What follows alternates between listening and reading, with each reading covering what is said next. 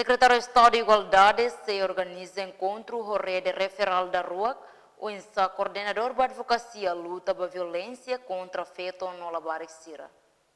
E a Bibangue, diretor-geral SEI, Armando da Costa, a jornalista e a salão SEI, que colhe segunda nehateten.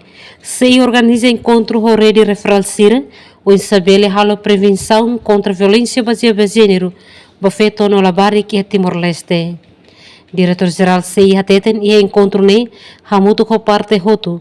Horiculia com o atendimento, fornecimento Sira, nebe membro rede referral halo, ba sociedade no comunidade. Ele basir nebe ia contexto, sai hanesan sobrevivente ba vítima, ba ia violência baseada em gênero. A Igualdade organiza encontro rede referral da rua e a Tinan 2024. Rede referral é nível advocacia, hanesan encontro ida entre SEI, honiniam parceiro Sira Hoto, nebe mai huisi linha Ministério Sira, nunemos huisi a sociedade civil, o parceiro internacional, nebe hoto hakanar iha área prevenção contra violência baseada em gênero.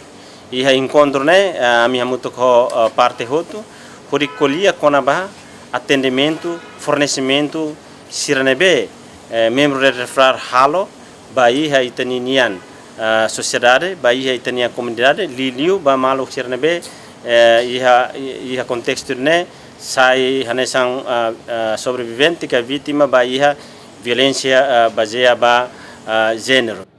Nós, diretora nacional da Política e Igualdade de Gênero, Celeste Ramos Martins Gonçalves Sateten, sei a serviço mesa que atinge o objetivo NBI, mas bem serviço hamuto com o parceiro.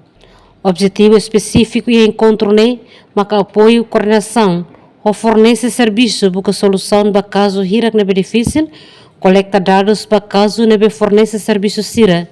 Atende e apresenta recomendação para grupo estratégico no advocacia quando o caso não precisa, responde a política no lei. Desenvolvemos aproximação estratégica de suporte à política e implementação programa de contra a violência baseada em gênero, nebe envolve órgãos do governo, nebe relevante, agência internacional, NGO nacional no internacional.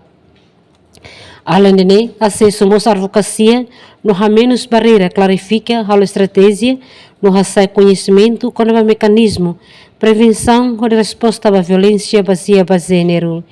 E o programa a abertura moço ser representante, secretário de Estado de Igualdade de Gênero, no evento sei uma coordenador da advocacia e a luta da violência contra feto na Labarixira, no membro referral e apoio importante a atuar a advocacia e a violência baseada em gênero e a Timor-Leste.